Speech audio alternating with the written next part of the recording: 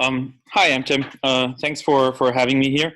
So I was originally supposed to talk about covariance matrices, but then I wrote back, I really don't want to talk about covariance matrices.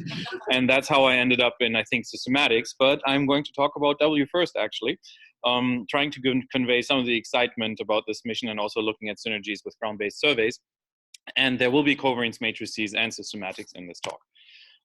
So this is a quick overview of mostly photometric dark energy surveys. So this does not include DESI, does not include PFS, but W first, but W first and Euclid both have spectroscopic components. And you can see some of the differences here in number density, that is for the photometric component though, and survey area. And most importantly, also for people, for junior scientists, end dates of surveys. So you can actually go and look at their public data products and analyze them. And start dates of the next generation of cosmological endeavors. And so while W first here has a start date of 25, that's only 5 years from now. It does not have data as DESI does, but this is not so far in the future. And it is a NASA flagship mission, which means that it has a corresponding impact, and it is interesting to look at it. There's some prejudices about W first, for example, it's got very small area, and I just want to emphasize that the survey strategy of W first has not been defined yet, is going to be defined very shortly before launch based on discoveries and on community input. So whatever is being found by DESI, by LSST, by Euclid also, by other surveys, is going to have an impact on the W first survey strategy. And this could be much larger as well, and I'll get into that. On the launch date, no, there's no error bar. I can take odds. I can say, well, so W first is a much simpler mission than JWST. And NASA has gone through a very, very large effort of reassessing how it plans these large missions given the experience of JWST. But this is a much simpler mission. I mean, the mirror is basically an HST mirror, etc. There have been in the news, it's actually currently in phase C. That needs correction. So W first is in phase C. Phase C is when NASA actually commits to a survey happening. It's when they build hardware. It's also where delays are most likely to happen, I agree. But given that W first has sometimes been in the news of being canceled, etc., it is not canceled at all. On the contrary, it's gotten all the funding that it's needed so far every year, and in particular now for the fiscal year 20, it's gotten the bulk of the funding. This is actually where funding peaks, because now is when detectors are being bought. So they've gotten, 520 million, which was exactly what they asked for this fiscal year. So it is well on track in that regard. There's always delays with space missions, but I think extrapolating from what has happened with JWST to W first would be very wrong. But then again, I'm still relatively young and don't have the experience of others. This is a W first example survey based on the exposure time calculator that is publicly available, developed by Chris Hirata. And what you can see here is the large diversity of science that W first is addressing. So color-coded here are the different survey components. There's a 5-year survey as of now. Has a spectroscopic component, has an imaging component, supernova, it does microlensing. There is an important guest observer component as well, where you can apply to and get data. That is supposed to be 25% of the overall time. There's a technology development coronagraph on there as well for exoplanet studies. So this is not just dark energy, but dark energy is an important aspect of W first. Here are some of the imaging capabilities. So 2.4 meter aperture, Euclid only half as large. That does give you 4 times as many photons as Euclid. Relatively large field of view. This is 200 times HST with PIC. High resolution, and it covers a wide angular range in these 7 bands. And starting out from optical down to down to 2 microns so far into the near infrared. And then something that's going to play a role later in this talk is this W band, which is extremely broad. So please do keep that in mind. There is Slitless spectroscopy also. So there's a GRISM instrument on there. You can see the wavelength coverage here, resolution here. And that is in the reference survey, in the nominal survey that is being looked at right now by the cosmology team, that would cover the same area as the imaging survey as well. All right, and we won't talk about the chronograph. Okay, so this is 432 Hubble images, and that would correspond to 2 WFIRST images. So you can imagine how quickly it would be to, say, survey the cosmos field, which took HST a very long time. So this is a wide field instrument to do cosmology.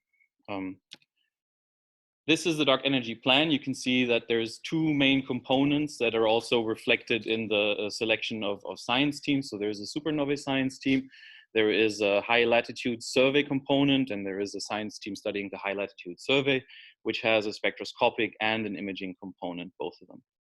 And now, while the imaging in the past has been mostly focused on, say, weak lensing, now, for example, within DES, we see that weak lensing is 3x2 point now, where we have photometric clustering, where we have galaxy-galaxy lensing as well. And in addition, there's, of course, galaxy clusters as another probe to constrain dark energy. This is very quickly the schedule. So we're now here. WFIRST has successfully completed the PDR and is now in phase C. And yeah, it is still on track to have launch at the end of 25 and science operations for 5 years thereafter. Now, when saying 5 years, it is really important to note that there's no expendables on WFIRST that would prohibit it from going 10 years or even more than 10 years. It's also different compared to Euclid, where Euclid, I think, its mission lifetime of 6 years is kind of determined also by the gas that it has on board. But this, if it works well, could be extended in a similar way as HST has been extended. The other survey that I'm going to talk about in combination with WFIRST is LSST. So just very quick recap: largest planned large-scale structure survey, maps the visible sky every 3 nights. It also has a large variety of science, and dark energy is one of them. Commissioning and first light is not going to happen in 2019, but is going to happen in 2020. And then the survey operations actually happen in 2022 to 32. There is also going to be a science verification phase of LSST, and that data set could be interesting as well. Not sure, there's currently kind of a 1 month delay happening, I think, that could impact the science verification data set. Otherwise, this is 1600 square degrees year 1 depth and 300 square degrees year 10 depth. And that is competitive to, say, DES and also KIDS data, the final data set of those. And then, of course, LSST year 1 is going to be a major jump in discovery potential. There's the timeline of LSST. Not going to get into that. Full operations starting at the end of 22 and then 10 years. Okay, so how do we optimize these surveys? How do we explore synergies between them? And I'm quickly going to go through some very simple aspects of how to optimize surveys. So in the very early days, say when DES was being thought of, you just maximize the number of galaxies. And if you had lots of them, you were a good survey. And if you had very few of them, you were a bad survey. Then later on, people realize, okay, it's not just the number of galaxies, it's also very important to look at how much area is actually being covered. So if you had both, of course, high number density of galaxies and large area, you were really good. But if you didn't and there was a trade space, usually you went for larger area. And that still holds, modulo systematics. And so today's survey optimization is much more complex, and systematics play a much larger role. This is the part where I reference systematics, as this is the systematics session. So you have to optimize the survey area with respect to where are external data sets. You have to optimize with respect to astrophysical uncertainties, say cluster mass observable relation, nonlinear density field evolution, galaxy bias models, baryonic physics, intrinsic alignment, and then observational systematics, photo Z and shear calibration. And then there are things like covariance computation as well. So you have to consider all of them and optimize the survey correspondingly, and then also prepare the corresponding tools that you need. Number density of galaxies and area are still important ingredients. And then there's money that is pulling you in the other direction, which basically makes life harder. So how do we optimize W-first cross LSST? Well, we have to simulate the survey many, many times and try to find sweet spots. And simulating the survey here means basically as if you were handed the data set now, you have to analyze it. So you have to come up with simulated likelihood analyses that are based on realistic ingredients. So for W-first, we have this very nice exposure time calculator that tells us how much area and how much depth and what the galaxy sample would be for a given survey strategy, and we can use that to get the corresponding ingredients. So we know how large an area we would cover to a certain depth, which galaxies we would see in the individual survey components. Then we get redshift distributions based on actual data. So the candle survey is the only one that goes deep enough to provide a galaxy sample for W-first. This is so matching the values that we get from the survey simulator to the candles data set that determines our redshift distribution. Yes, there's uncertainties. This is of course a very small survey right now, so there is a large variance in there. Then we get covariance, but once we have our galaxy catalog, our redshift distributions, we can compute summary statistics, we can get covariance matrices for these summary statistics, and then we can do a likelihood analysis. And for this, we use code called Cosmolike that's been used in DESC as well as in W-first. And so that makes it easy to use some of the realistic ingredients for LSST and for W-first. For the analysis that I'm quickly going to show here, we're looking at the following probes. So cosmic shear, galaxy-galaxy lensing, galaxy clustering, photometric, cluster number counts, cluster weak lensing, galaxy clustering spectroscopic, and supernova type 1a. Now there's many other probes, some of which have been mentioned here as well. And it will be interesting to include them in likelihood analyses as well. But well, that's future work. Now, once you've defined your set of probes, of course, you need to define many other things for these sets. So which scales to include, which redshifts to include, what kind of binning do you choose? Yes, is that a question or? Okay.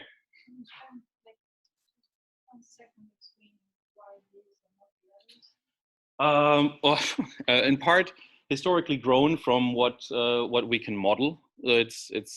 So, I mean, my background has been cosmic shear and weak lensing. So starting from my PhD, I had developed lots of code to model corresponding observables. Modeling voids was not it was not on my radar. It is mostly practicality. So if you're asking, did we do a study of like, where's the information content? No, we did not. Yeah. Yes. Well, a bit of both, but definitely a lot of life happening. Yes. So many choices need to be done beyond this. So once you've agreed on the probes to include, obviously, let's just look at galaxy clustering, photometric. You can't push to very small scales if you lack the ability to model anything beyond linear galaxy bias, right? And if you do want to model quadratic bias, etc., you have to do so in finite time because you want to run a simulated likelihood analysis, you want to run an MCMC, and that is that's kind of a requirement. So if your analysis code, your prediction code that is supposed to be realistic, if that becomes too slow, then well, you can only include scales that are valid, where linear galaxy bias is valid. All right, so this is the first. So the first problem of a multi-probe analysis then is that the probes are correlated, at least the ones that are mentioned here. Actually, in this analysis, we do treat the spectroscopic component as independent information. That is strictly speaking not correct. Supernova information is also independent, which is also not, well, which is more correct. Let's just say that's mostly correct. I mean, magnification, supernova magnification, cross correlations, I don't think you need a joint covariance matrix for that yet. But for 2D and 3D probes, I do think that in the long run, we should build a joint covariance matrix. So this is a covariance matrix for these 5 probes. They include off-diagonal elements. It's an analytic covariance matrix, so it is easy to invert noise-free. All right, systematics again. Oh, I'm sorry, you can't, perhaps hard to see. These are the systematics that we include. These are the bin choices that we include. So you can see we have shear calibration, photo Z uncertainties, intrinsic alignment, and baryons. Of course, if you say baryons here, right, there's different mitigation and modeling techniques out there. We've chosen a very specific one. You can choose a different one. Hopefully results would not change that much. So these are some results. This is the single probe analyses. So you can see here, for example, the weak lensing only. So this is cosmic shear only in red, galaxy clusters, cluster number counts, and cluster weak lensing in blue. Clustering, this is photometric, oh no, this is photometric clustering. This is in yellow. RSD plus BAO, this is basically spectroscopic clustering in black, and then supernovae cutting nicely through this in green. And if you stack them, if you basically combine them, you end up with this black ellipse as the final result of how the WFIRST reference survey, which again is 2,000 square degrees in 4 different bands, how well this would do. We did a similar analysis for LSST desk. However, this is a Fisher matrix analysis. At that point, we did not run MCMCs. This over here is a full-blown MCMC analysis. Now, if we come back to the question, how can we combine them? Well, there's always been the idea, can we observe the LSST footprint with WFIRST? Currently, this is not in the cards. There is a 2,000 square degree reference survey, but as I said, survey strategy has not been finalized at all. So the question that we also are addressing in the cosmology science team is, how would a survey look like if it were to cover the LSST footprint as well? And here are some synergies. You can see the Euclid bands, you can see the LSST bands, and then very nicely the 4 WFIRST bands that continue this wavelength range. Now, the interesting band that I have that is not mentioned here is this W band that I've mentioned earlier in my talk right here. This is not part of the nominal dark energy of the high latitude survey right now, but there is a question how fast, because this is a photon bucket, let's face it, how fast could you map the LSST area if you were to choose this band instead of the other 4? And you do gain, just back on the envelope calculation, a factor of 16 in survey speed, because you just have 1 band instead of 4, and that band is roughly 4 times as broad as the other ones. So we play the same game. We take the exposure time calculator, we take the candles catalog, we do a full-blown likelihood analysis, and we look at how fast, survey time in years, does WFIRST reach a certain magnitude, limiting magnitude in the W band. And surprisingly, actually already after, well, it's actually not that surprising, but after something like a 5-month survey, WFIRST would see 95% of the LSST weak lensing galaxies over the whole LSST area. So this is to illustrate, I use this number frequently to illustrate how powerful WFIRST is as an observatory. People wrongly think of it as, this is going to be a small 2,000 square degree exquisite systematic survey. It is not necessarily. It is a choice. And if you go, well, if you spend more time on this, then of course you are 99% complete. I mean, it is difficult for WFIRST with the W band to see LSST weak lensing galaxies. This is number density per square arc minute as a function of survey time for the H band in blue. The H band is the one that gives exquisite shape measurements. There is a downside if you want to do shape measurements in a very broad band. The problem that WFIRST would face in the W band strategy is very similar to one that Euclid faces as well in the Vis band. So there could be some useful exchange of solutions there. Yeah, but here you see how the number density scales as a function of survey time. Back. And what you can see here is the fraction of LSST galaxies with acceptable multiband photometry as a function of the number density of WFIRST. Because if you just have 1 band in WFIRST, you're not going to get photometric redshifts from that 1 band, obviously. You need ground-based coverage. You do have that because of LSST. So it is interesting to understand what fraction of LSST galaxies or what fraction of the W1st galaxies you get LSST photometry for. And yeah, oh, 5. Okay, sorry, I thought you had a question. Yeah, so these are the results. Unfortunately, you don't see blue very well, but the blue outer shaded region is here. This is the standard W1st high latitude survey. This is LSST year 10. And this is what you would get if you had the joint data set of a W1st wide survey and the LSST year 10 data set. Now, there is lots of parameters that went into this, lots of choices that went into this, and the contours, of course, change as a function of these choices. So it's roughly 60 dimensions of systematics modeling. It's specific choices to which scales we include, et cetera, et cetera. This is also just 3x2 points. So this is cosmic shear, galaxy-galaxy lensing, and galaxy clustering.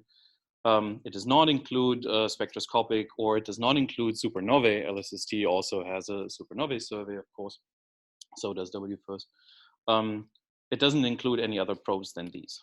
But the idea of having a W1st wide survey very early on in the W1st phase, so say 25, is an interesting one. It would not just benefit dark energy science, it would benefit many other science cases as well. But it's also important to note that the systematics handling, if you do such a wide survey, just one band, is much more, is more difficult, is more demanding and more challenging. Okay, so I'm going to conclude. W1st is on track for launch in 25. Not going to bet on 25, but right now I have a very good feeling actually for this to happen with a much smaller delay compared to say JWST. The high latitude survey, the reference survey, is 2,000 square degrees. It is designed for exquisite systematics control because it has overlapping spectroscopic information and multi-wavelengths of 4-band photometry. But the wide survey is an interesting scenario as well, and it is possible to cover LSST year 10 depth and get 95% of the weak lensing sample in just 5 months of dedicated survey operations. And there's of course a trade space, right? You can do part of the survey area with a full band survey, get really good shape measurements, do part of the survey just with the wide band. You have that ability to design intermediate scenarios, linear combinations of these two extremes. And well, it is very interesting as a science field to look into multi-data and multi-probe analyses. They're not the same, but it is important to look into both aspects and to combine space and ground optical with CMB and also with radio, because we need to control systematics at the, well, I mean, controlling systematics is going to be the challenge of the future. Thank you.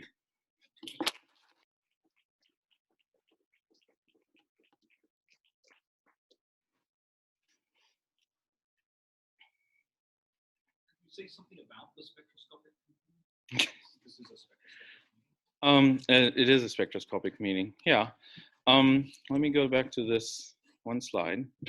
Okay, so in these forecasts, how do we model spectroscopic component? We basically look at the density power spectrum. We separate it into 100 bins in K. So we assume that RSD and BAO are both captured by the density power spectrum rather than that we look at them independently. That is not necessarily how it might be in practice for the W1st survey, but that's also how, well, also somewhat limited by the ingredients that we currently have in the forecasting machinery. So if people would like to enhance that, that's clearly an area where we could use more input.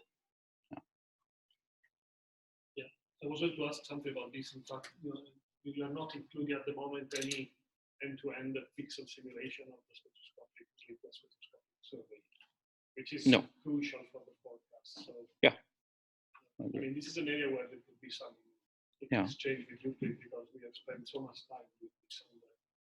And the problem is that you can do it on small, for example, you can do it on small areas. If you want to go pixel simulation, like really simulating little spectra, but both 10, 12 degrees, even less becomes hopeless in terms of computation of time.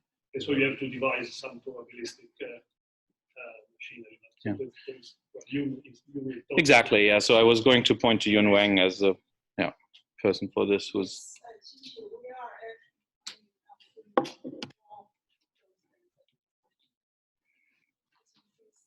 yeah, sure. Yes, of course. But just in terms of Euclid versus W first spectroscopy, what's the comparison? I'm not sure if I should say that. I mean, I can point to the. Let me go to the table. Noise of the small area and go deeper to flux probably. That's roughly what I was going to say. I mean, the resolution is somewhat higher, and the light gathering capabilities, of course, as well. So, yeah. And the area you said might be. Well, so I was. Yes. So it is not. So I was imaging and spectroscopy. Well, no. The simulation that I showed here for 5 months, covering all of LSST, is just imaging in the WMAN. Does not include spectroscopy, right? But let's say if LSST at the very beginning discovers, oh my God, we're totally limited by our photo Z quality, right? And the community as such were to decide to do a wide GRISM survey, that is of course also possible. So it is not what I've explored here, but it's certainly also something that the community should think about, and people are thinking about having a wide spectroscopy survey. Yeah. Yes. Sorry. This must be a little crazy since someone not in cosmology asked me this yesterday and I didn't know the answer. Could one ever imagine putting something like the Denby plate on LSST or putting IFUs on it to eventually, when we get bored with it, make it spectroscopic? That is not my area of expertise.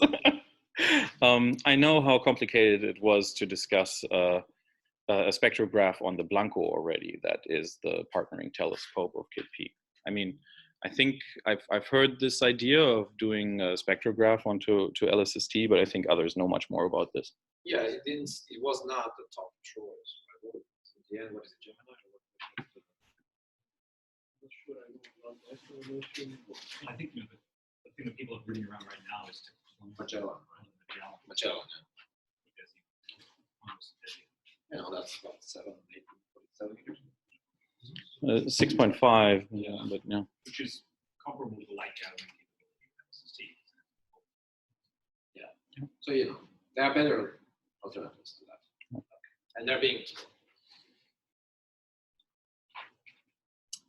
Any other questions?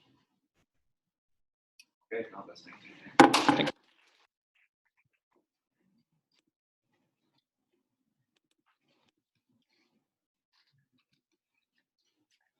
Okay, our next speaker is Arnaud Mattia. Talk about systematics. Yeah, so it's a pleasure to be here. So I'm a graduate student at CSAC in France. So I'm going to talk about systematic and spectroscopic surveys, mainly based on eBOS clustering analysis. So eBOS is basically just the high redshift extension of BOS. So to probe cosmic history at higher redshift.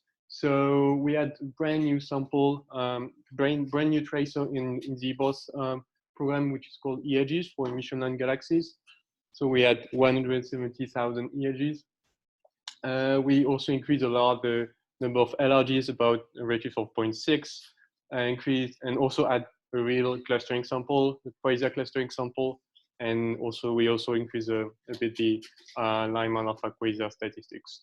So the results were presented last week at the AAIS meeting, and was currently in the review process within the collaboration.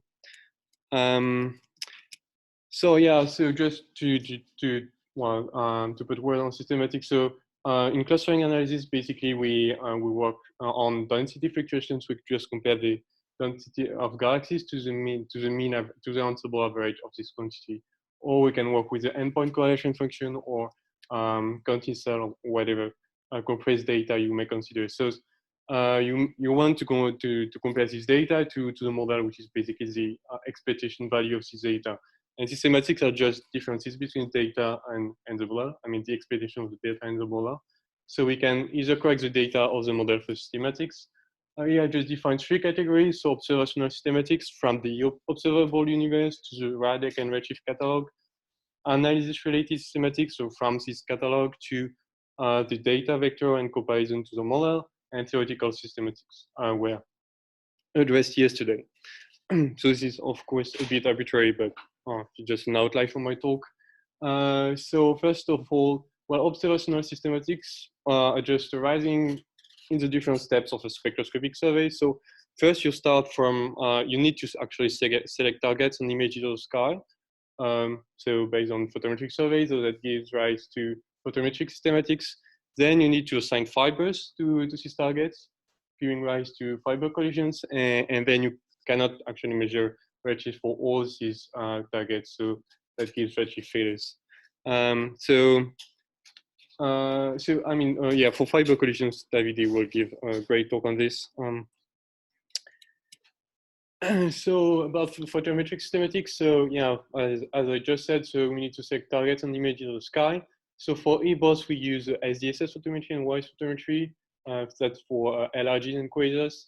And for ERGs, as they are fainter, we use the early DCAR photometry, DR3 and DR5, which was already at the time much deeper than SDSS. So you can see on this plot the histogram of the depth distribution for SDSS, and in green, sorry, in pink and blue for DCARs in the NGC or HGC.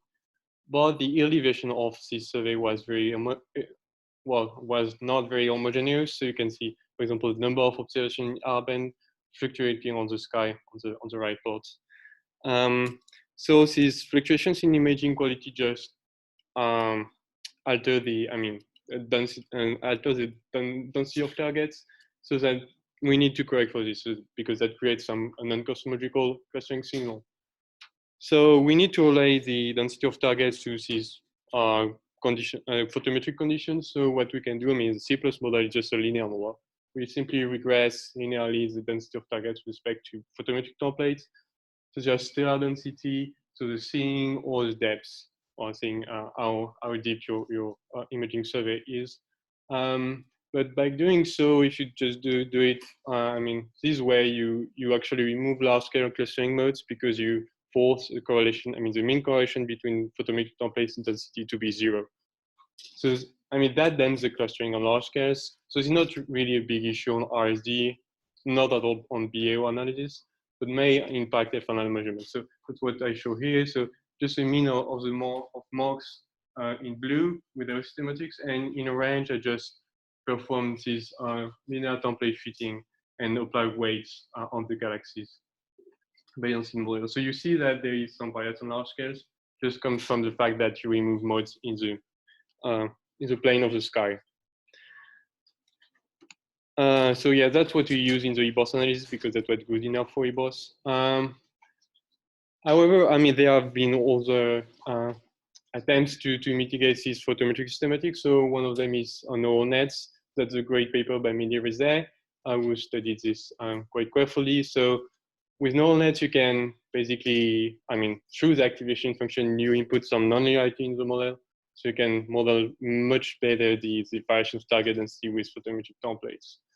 And you can, I mean, you can have a control over overfitting by doing k-fold validation. That's classic machine learning techniques. But you can also, I mean, this paper did try to eliminate the templates that were not useful for the problem, so that you can reduce the actual overfitting or integral constraint as you wish.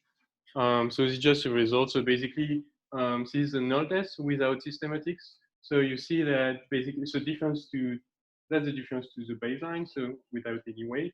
And you actually, again, bias large-scale clustering measurements if you do, for example, apply this linear model or a quadratic model, which you bias even more. But with neural networks, if you do this k-fold validation feature elimination, then you can recover some less biased results on large scales. And that's when systematics are applied. So again, you can see that basically the red curve is the best. So when you apply this neural network to correct for systematics. So another project aimed at simply trying to simulate or understand the response source detection pipeline. So there's this project called OB1.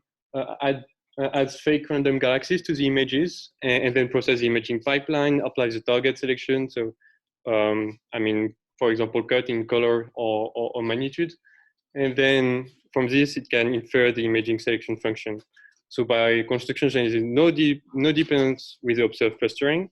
Yeah, so that's simulated and real galaxies adding on top of real images, and then you process all the pipeline. And it's just a plot showing that you can track where your galaxies go in your pipeline. So whether you classify them correctly, so you have you correctly select them in blue, or for example, you in orange, until galaxies that should not have been selected, and you can track also lost galaxies in the process. So very interesting. But now the issue is, what do we do if we actually see some spurious clustering signal that we think is not cosmological? So we have to, what is basically what we saw in the Ibor CAG sample. So we had to mitigate these potential angular systematics. So one scheme I propose for this analysis is we can do pixelation, so we can force density contrast to be 0 in pixel of the sky, that you remove angular modes, and then also contaminated angular modes. So this is something that I show here on mock simulation. So in blue, that's the baseline. In orange with systematics, so I just applied some random systematic template, and then you apply pixelation. So in red, which is just on top of the pixelated marks without systematic. So we see that applying this scheme, you can remove contaminated modes, and then you can actually account for this in the model. Model sees angular interior constraint quite well. So that removes angular systematics. Another idea, just you can, so in clustering analysis, we compare data and random catalogs. Randoms just, basically built on randoms, and then you apply some radial selection function and angular selection function on them. So you can just take the Ra and DAC distribution of the data and apply them directly to the random, so that you null angular modes. So the technique developed by Angular Burden. So we use some similar technique in the Ibor CAG configuration space analysis. Yeah, that's it. So, previous mitigations technique work well if the angular systematics don't depend on the actual clustering signal. And we have also a bunch of other techniques available. So you can try to marginalize the angular modes in the model fitting. So you do not try to correct data for systematics, but you can marginalize over these angular modes in the model fitting. You can try to cross-correlate redshift classes because you expect the cross-correlation to be 0, except you do large-scale angular modes, and of course foregrounds, so that you can try to reconstruct a foreground map based on these cross-correlations. And you can try also to remove angular modes for the estimators. That's a bit tricky for the power spectrum estimator because you can just actually compute Legendre multiples, and then to get a PKMU, you basically need to truncate the Legendre expansion. So you need to actually very well define mu bins, and you would remove the first mu bin to remove these angular modes. So first conclusion. So in Ibos we've used this linear template regression, this method of pixelation or radix shuffling for the edges. So there are other techniques. The good news with spectroscopic survey is that there is much information because there's 3D. So you can try to remove angular modes, but you will still have a lot of information in the depth of the survey. Now the question is, so that works very well. I mean, if you can separate the angular part of the selection function, the radial part. So, but what if now the radial part of the selection function actually depends on the image's properties? That's something that we saw with the Ibor CAGs. So basically, as we go to shallower imaging, basically the redshift distribution is shifted to lower redshift because of objects entering the selection box. So, I mean, see if these systematics are really well understood, that there is no problem. You can use neural nets. or B1 may still tell us something. But if we miss something here, that's really difficult. So what we did for EAGs, we just adopted some ad hoc scheme. So we divided the footprint into smaller chunks of approximately homogeneous imaging and measure the radial selection function in these different chunks, assuming that it should not depend on the photometry in these chunks. So now, well, after photometry systematics, fiber collisions, so because we need to assign fibers to targets, but we cannot assign fibers to targets which are too close to one another because these fibers have some physical radius. So we use this method developed at Chongqing in EBOS. So you can model this by a step function in the RP P space. So saying that you miss pairs below some scale. So that's what we did in EBOS EAGs and quasars analysis. But of course, there are now better solutions. So there was this paper in 2017 by David Bianchi and Will Percival about this inverse operating and the place operating. So like very account for, correct these fiber collisions. And this was done for the correlation function and then very recently for the power spectrum. So, well, I'm just mentioning it because there has been some great work by Faizan Mohamed on this topic for EBOS samples. So you can see, the recovered and projected correlation function in black with these PIP weights and angular weighting, and in red without, with the current scheme, which is in the clustering catalog of just separating the nearest neighbor. So now, well, we need to measure redshift. So we'll have redshift failures, which depend on a lot of parameters. It's not easy to predict why, to which probability we will measure redshift for given targets. So what we've seen in EBOS, so this is a bit empirical, but we see that, of course, this depends with the spectral signal to noise. So as you go to, of course, to better observing conditions, then your ratio of good redshift over all redshift increases. And that inverse is true. So we basically fit a model for this curve and apply weights on the data based on this. We also saw some train on the focal plane because in extremities is the limit of the spectral boundaries. So around fiber ID was 500, 1 and 1000, you get a drop of efficiency there. That's because you're very far from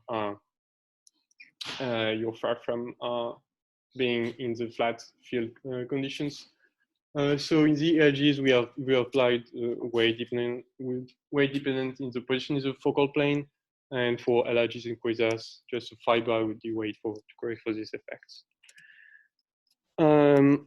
So yeah, rapidly. So well, for the angular systematics, we have promising techniques to cope with these systematics.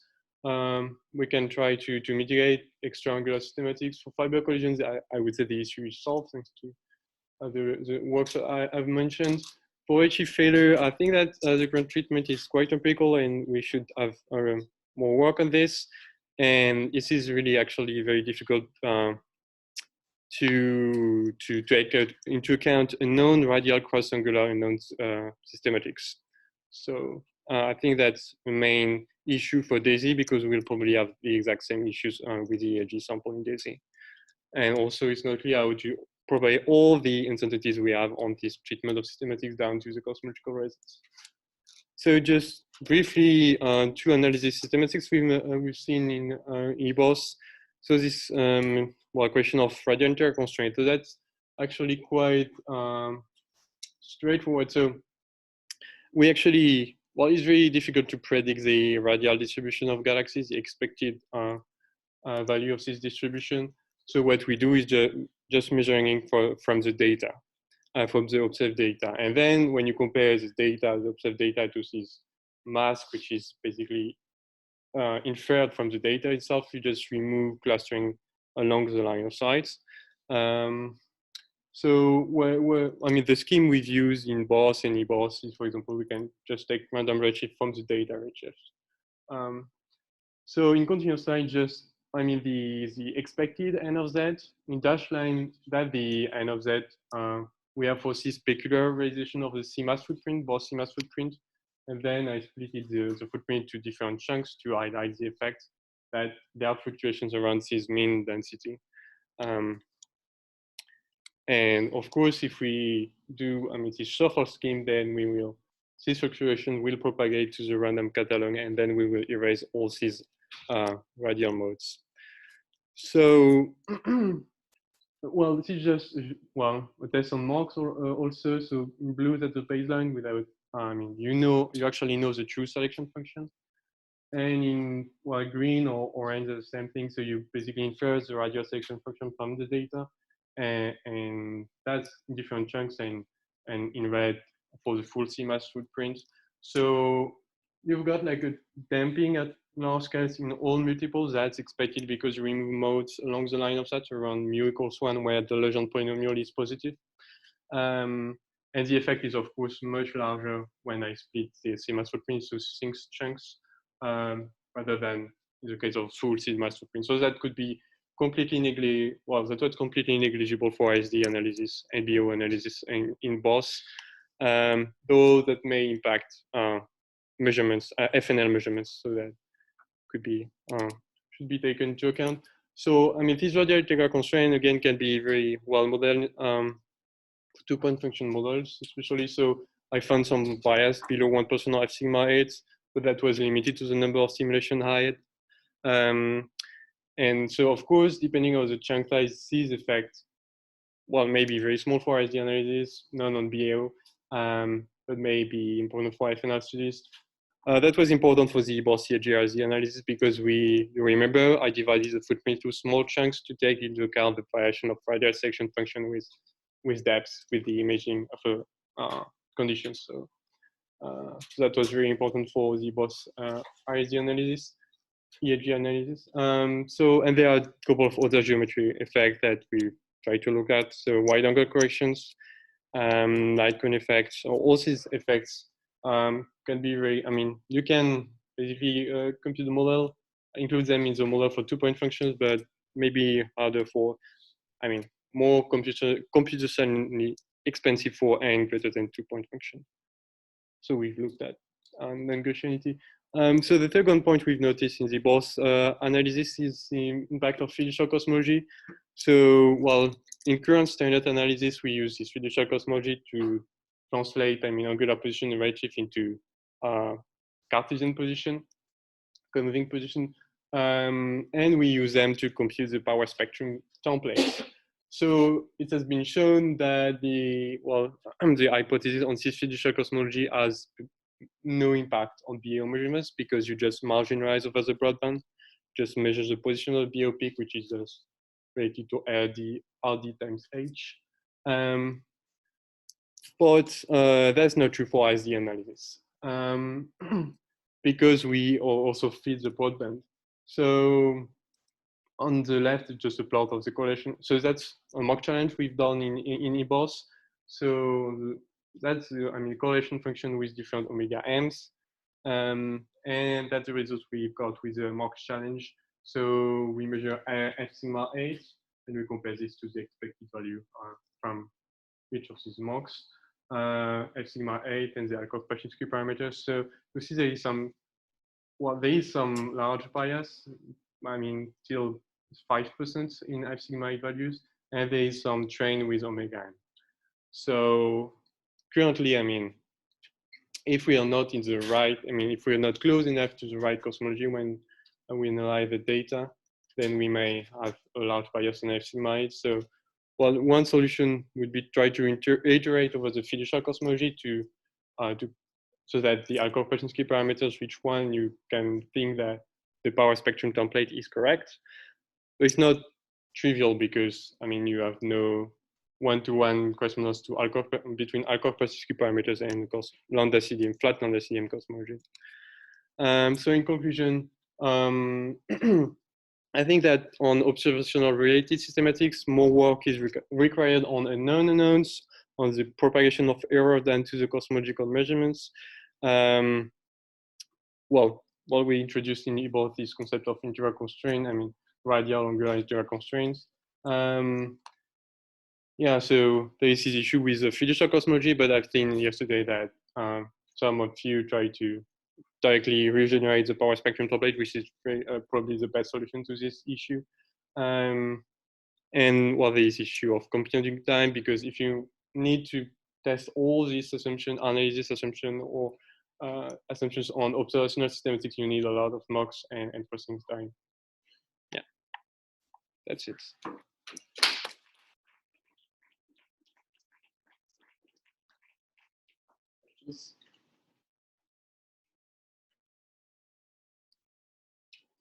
So yeah, you mentioned these classes of systematics which couple radial.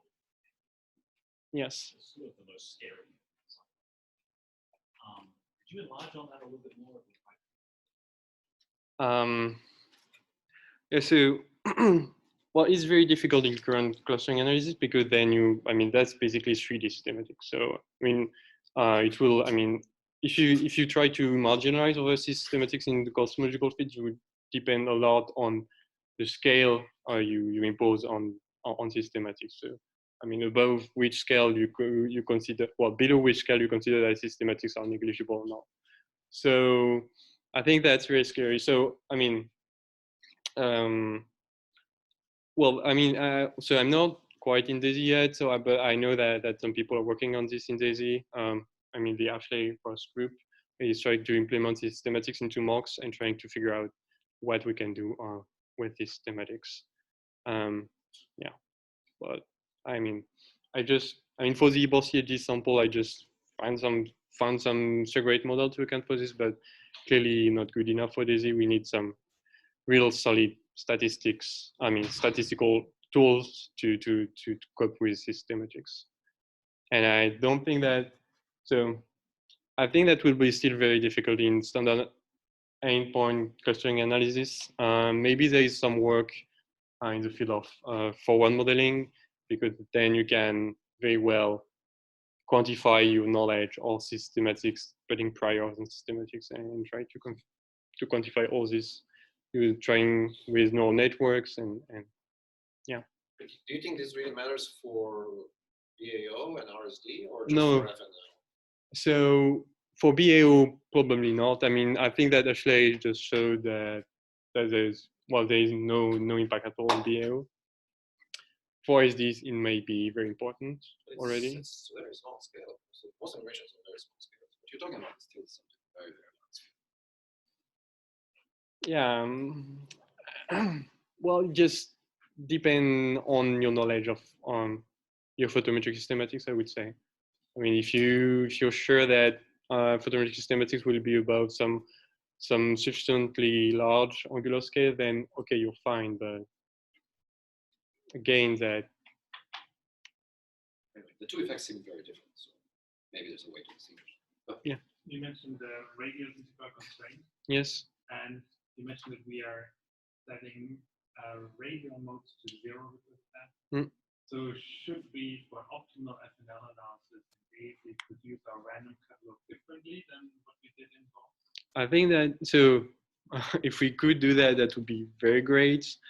Now now it's actually, I think, very difficult to do this, because you need to basically so take into account, for example, the luminosity function, then you need to take into account your photometric selection, then your, the redshift determination. So, I mean, you have to propagate all this to use your radial selection function. Is clearly not an easy problem. Now, I don't think that it's much of a concern if you know that this selection function, radial selection function, does not depend much on photometry, that probably will not reduce much your constraint on FNL. But you need, I mean, it's quite easy to take this into account into the model, so you can, I mean, yeah, it's probably just better to take the radial selection function from the observed data, and then I can fill this in the model. Yeah.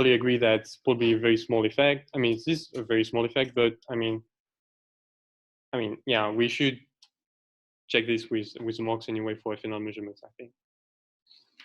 Any other question? If not, let's take.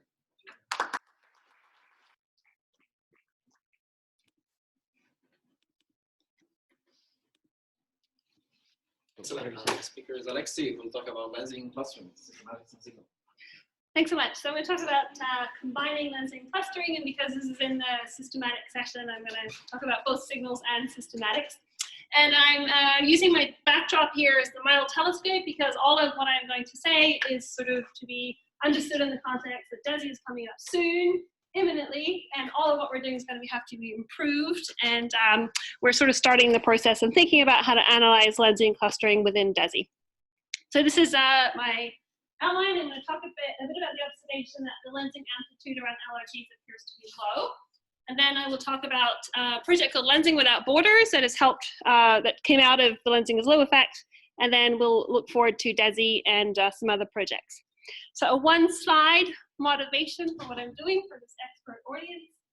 When we combine lensing and clustering together as complementary probes, we get access to the S8 parameter, and especially growth of structure, sigma 8. We can also test theories of modified gravity, dark matter. We're also sensitive to what some call nuisance parameters and others call interesting physics, but baryonic effects and assembly bias. So we kind of touch on all of these topics. So this is an effect that I'm calling lensing is low, and the observation is the following. Is if you take the clustering from the BOS samples and you predict the amplitude amplitude of the lensing signal delta sigma. So this is r times delta sigma on the y-axis, and this is the radial scale of the measurement out to about 10 megaparsecs. Then you find that the clustering, independently of the model that you apply, whether it's H2D or sham or your favorite galaxy halo model, always overpredicts the lensing amplitude by about 20 to 30%. And so that's called lensing as low. And it's been now found by a variety of studies. I'm just going to show a few other examples of work that has found the same effect. This is by Johannes, who's sitting over there, who extended this to different redshift bins. So this is now going from redshift 0.0 up to redshift 0.7. The lensing signal is noisier because of the redshift binning, and also this just uses CFHT, but you see the same effect. So what you're looking for here is this is the prediction in a Planck cosmology, and then this is the prediction if you lower S8. I forgot to mention that you can resolve lensing as low by lowering the value of S8 compared to the Planck prediction. So then you do match this amplitude here. Furthermore, yes, go ahead. Yes. I'll show you, I have a slide in 2 about showing you where it sits with respect to Planck in omega m sigma 8.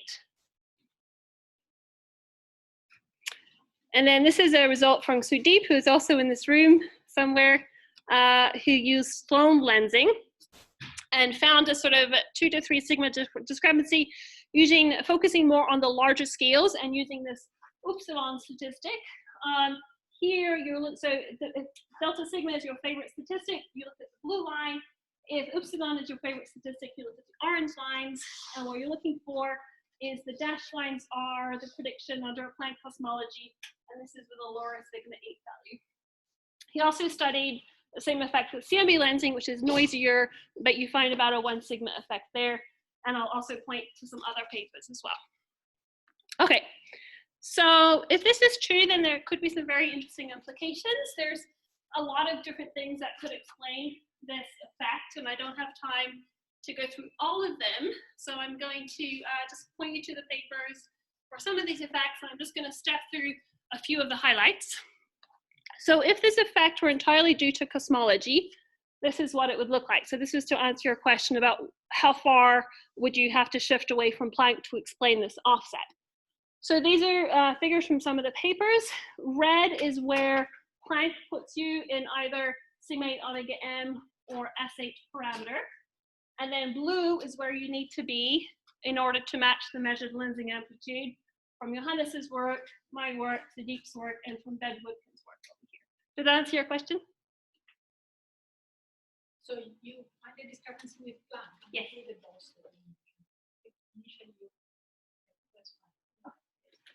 We don't find a discrepancy with the bus data because we fit to the bus data. Yeah. Some of these studies used relatively small scales, which are sensitive to assembly bias.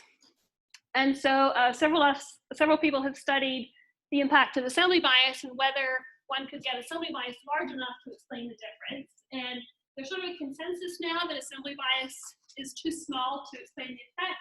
There simply just isn't enough range in the mass concentration relation to get this kind of level of offset. So to show you this nice figure from Johannes, you can use a decorated H2D from Andrew over here and sort of explore the range that you could get with assembly bias, and it doesn't seem to be large enough. And this is another paper that's sort of pointing in the same direction by Sandy Yuan. Another effect is baryonic effects. So some of the studies I mentioned, again, use small scales where you could be worried by the effect of baryons on the Thales spectrum. So there's been a little bit of work using hydro simulations, in particular TNG and illustrious. And I'm going to point you in particular to this nice figure from Johannes showing that baryonic effects alone, kind of similar to assembly bias, probably can't explain the signal. Now, I will say that we also have Sudeep's paper, which goes out to larger scales, which is much less sensitive to these effects. So combining all those things together, it seems unlikely that this is at least the dominant effect. There could be combinations of things going on. But this is a systematic session, so now we'll turn to systematics. One question that obviously comes up is the lensing just wrong and subject to systematics?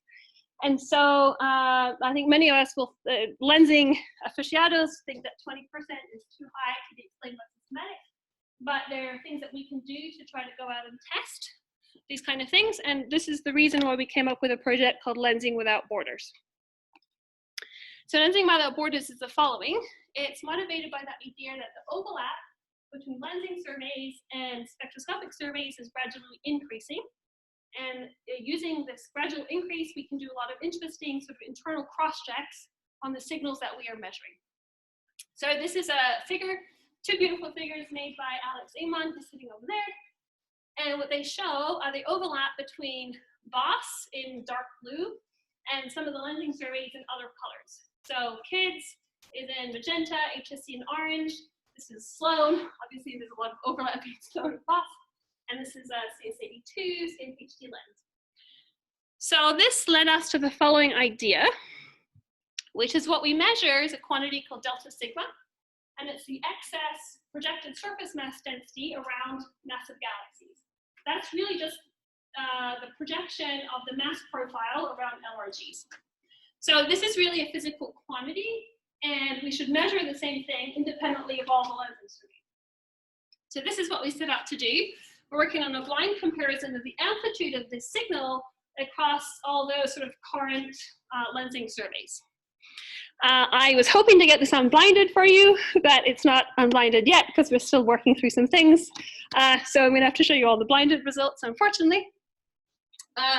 So these are some of the signals that we are looking at. These are Sloan, DF, CFHD lens, HSC, CACD2, and kids. And these are for the LOSI sample in 2 redshift bins and CMAS in 2 redshift bins. This is blinded. It means that random amplitude and skewness offsets have been applied. So you can't go and look at the green data points and become worried. Okay, that's probably the offset that's being applied. I don't know what that offset is. So what we're going to do is we're going to study, we're just going to study the amplitude of this signal, and we're going to ask whether there's a consistency between the amplitudes of all of these signals, and if there isn't, perhaps that points to some systematic at play. The kind of figures that will be reported once it's unblinded will look like the following. So this is the amplitude of these different surveys, where this offset is just set to 0 because we're just looking at relative offsets. We're going to look at the spread between the amplitudes and ask whether there's evidence for any extra spread beyond that reported by the statistical errors. And so this figure shows that spread. And these are the statistical errors on the lensing surveys. This is the extra spread required to explain these data. And right now it's blinded, so we expect there to be extra spread because we've included that by design. So that's the kind of figure that we'll be able to show. Oops, I can't show that figure anymore. It's very blinded now. Ultimate blinding. You can't even see your figures. Okay. And another thing that I want to talk about, because it's been on my mind, and I don't know what the answer is, but we're going to try to build a test for it, which is whether, so we had a very nice talk previously about exploring systematic effects in the clustering. And I think that much less work is being devoted to thinking about systematic effects in the lensing, and even less work is being devoted to thinking about systematic effects in the joint combination of lensing and clustering. Here, we're asking whether the amplitude of the lensing signal varies with various things that are known to correlate with systematics in the clustering. So for example, in BOSS, it was known that the number density varies with stellar density and with the Sloan PSF. And so here we're designing a test when it's unblinded that will tell us whether the lensing amplitude varies with the stellar density, for example. So just by chance, where the lensing surveys are, each of them probe at a different mean stellar density. And so here we're reporting the amplitude of the lensing signal as a function of the stellar density that that survey happened to be in. We don't have enough dynamic range to do anything fancier right now, so we're just relying on the natural spread that exists in where the lensing surveys are.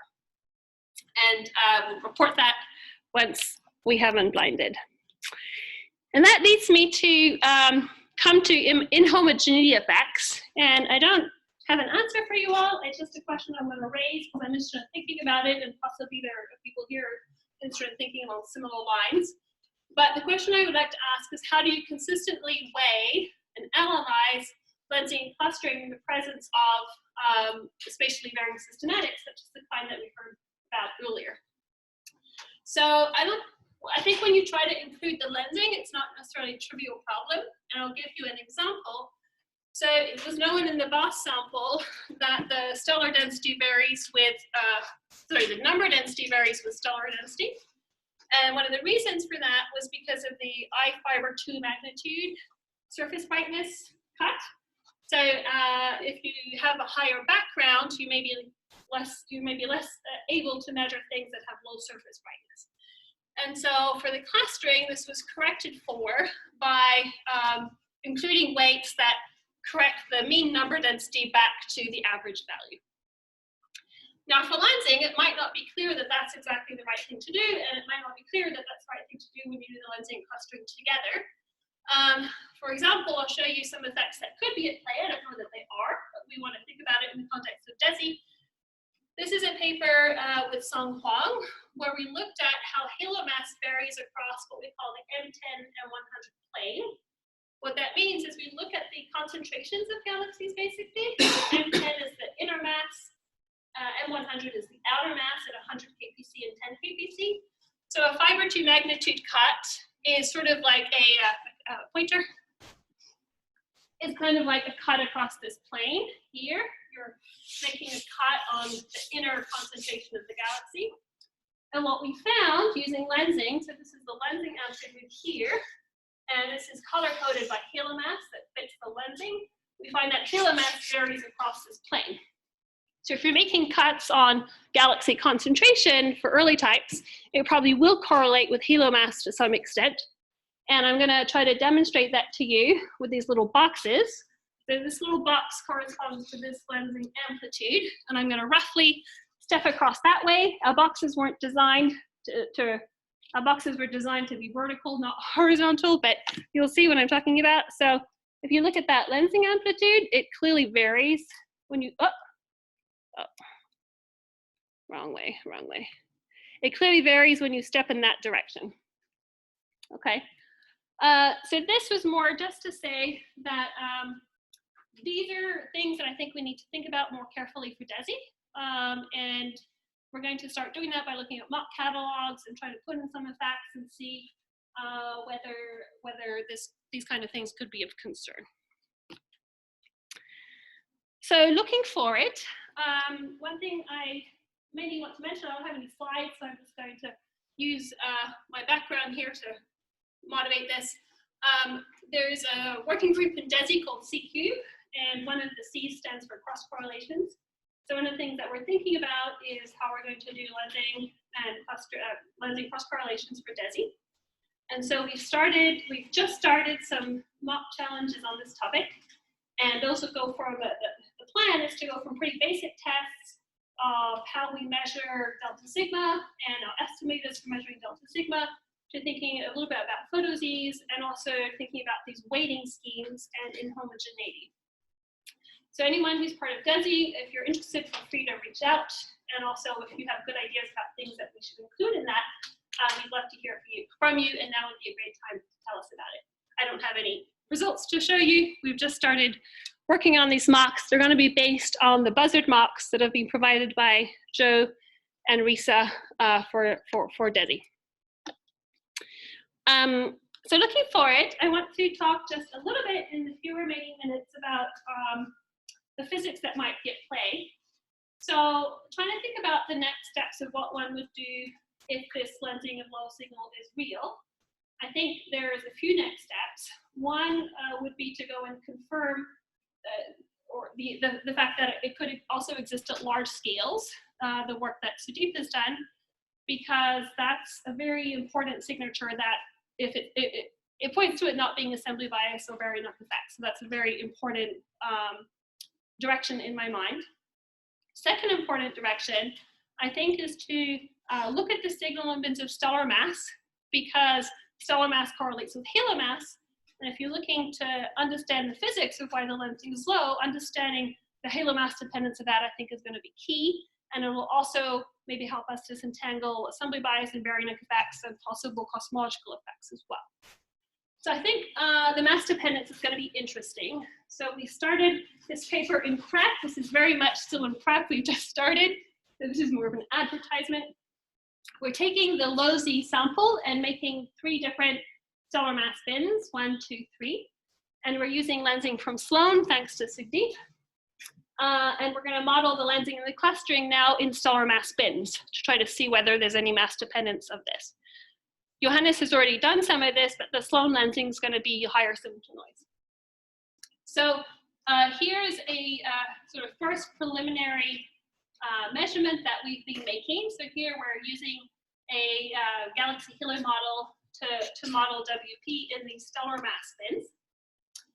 And one brief thing I'm just mentioning, mainly because there might be people in this audience who might have thoughts about this, maybe be able to give us some guidelines to moving forward.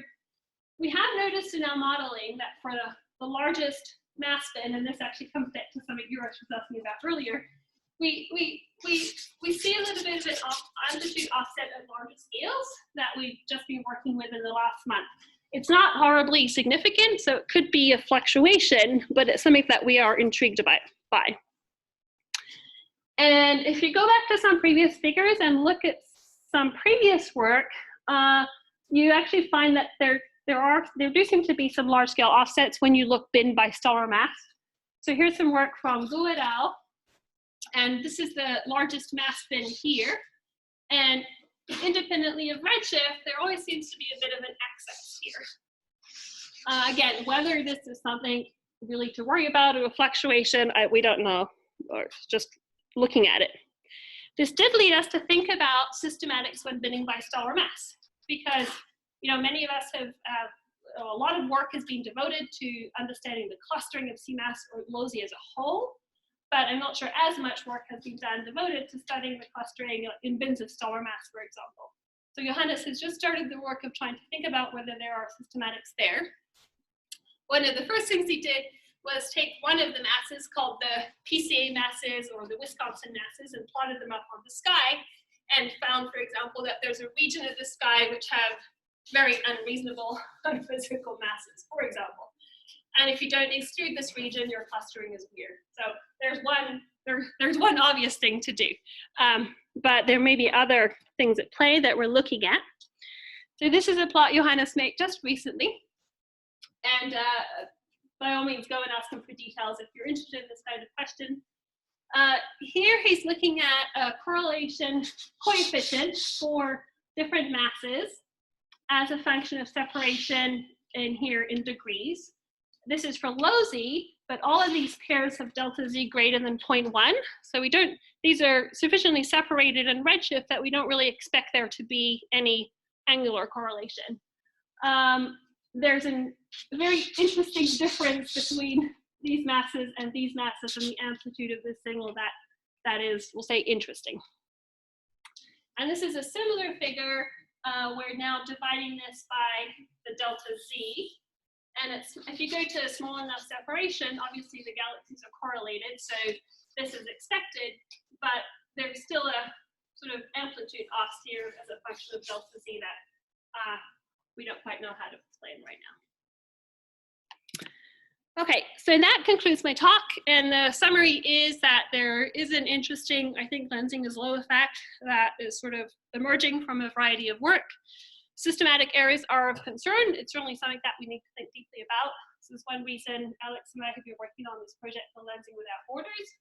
The first paper probably won't be super constraining, but it won't be very long before it is, as we collect lensing data and as we collect spectroscopic data. The DESI C-Cube working group is starting to think seriously and work on mock tests for delta sigma measurements, and also thinking about systematic effects when combining lensing and clustering together. I think there is further work that we really need to do in preparation for DESI. We need people involved, so if you're interested, please come and talk with us. We'd love to find things for you to do if you want to get involved in DESI. And then in terms of the physics, I think the two questions, the open questions in my mind are, is it really a one halo effect, or is it across all scales? And Sugdeep already has some answers to that. And what is the mass dependence of the effect? And what does that tell us about the underlying physics that could be going on? And then the obvious open question is whether this is the same effect that is a 2 to 3 sigma effect in cosmic shear. You're all very aware that cosmic shear points in the same direction. The signal that I was showing is much more massive halos in general. So is that consistent? Is this an effect of it's more strong in massive halos, maybe weaker in smaller halos? We don't know. And will the cosmic shear results be confirmed by new analyses? And I will stop there. Thank you very much.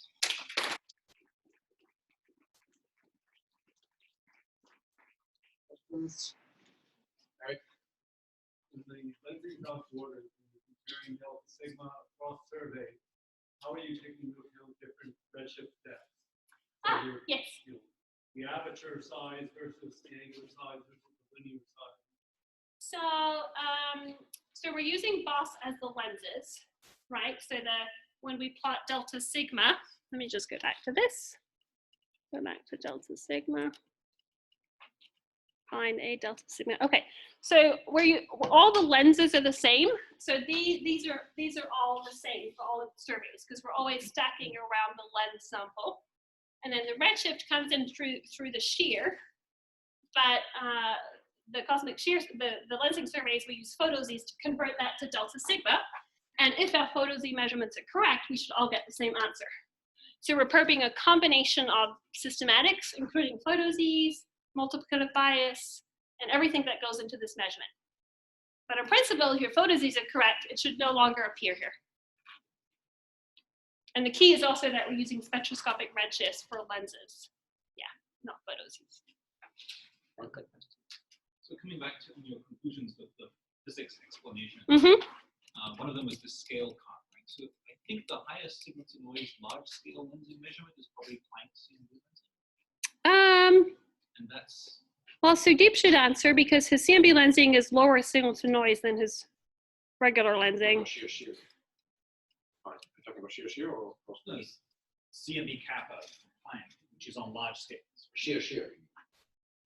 Yeah, kappa. Right. Yeah. And that doesn't seem to be 20%. I think it's the areas are larger actually. Sudeep should talk here, but where's my Sudeep figure? That's a 3% measurement. This was it in this figure, Sudeep? Do you have? No. He only shows here cross correlations. Okay. You're talking about all correlations, right? Right. Well, in cross correlation, what I do remember from your paper, Sudeep, is that the CMB lensing has 1 sigma. Yeah, but that's a huge error. That's a huge error. Exactly. That's not relevant. This is a huge error. Martin is talking about all the correlation. Oh. Kappa. Not all lensing is low. Well, there was a recent paper we talked about it in Journal Club recently at the CMB lensing and evidence that is a little bit low. But, well, interesting to see the numbers, yeah. Do you remember the paper, John, that we were talking about? But it's not the, that's not from the book.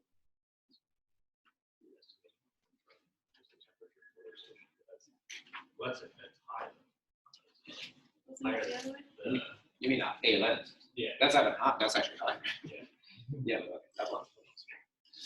No, but okay, these 20-30%, that's only on small scales, right? I mean, in the Sudeep's paper, it's more like 10%. Yeah. And this 20-30% could easily. Well, actually, no. Let me go back to that figure from Sudeep. Where is it? Sorry. There is this figure. Okay, right. This is Sudeep's figure where you look at this as a function of scale. Right, this is a function of scale. This is Planck up here, and these are the data. And there's a big box here, but right. So kind of constant in Sudeep's paper. But all of those are numbers. Those are all small scale by definition. But this really excludes the one yellow term. Yeah, that's a claim. Right? We don't go down to the one. We exclude. The red line is just showing you where Planck is because I think here Sudeep define SA as the ratio with respect to Planck. So 1 is equal to Planck, and that's why I put Planck in red everywhere, just because everyone has a different convention. So then you can compare red to blue. Yeah, is that DS352 point?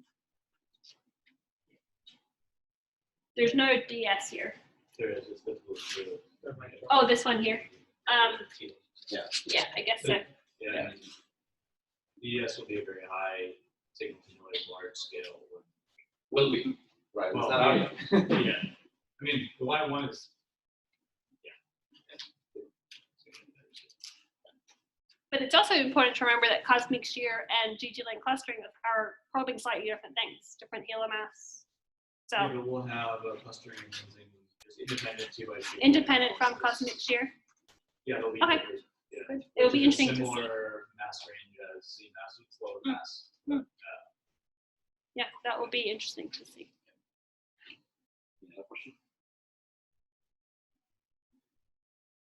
Alexi, I saw on your slide something about massive neutrinos doing lensing as well, and of course that's not the main direction you pursued in this talk, but that piqued my interest. Could you say it slightly more?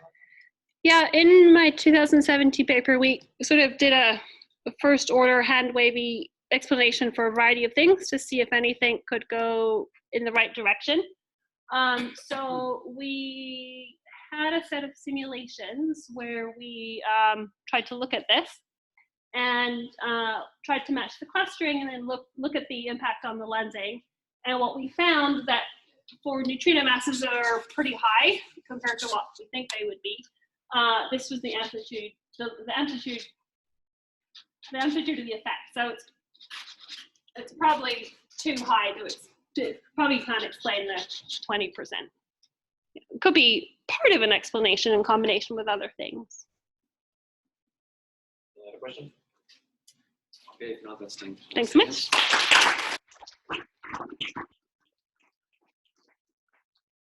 We start at 3:30.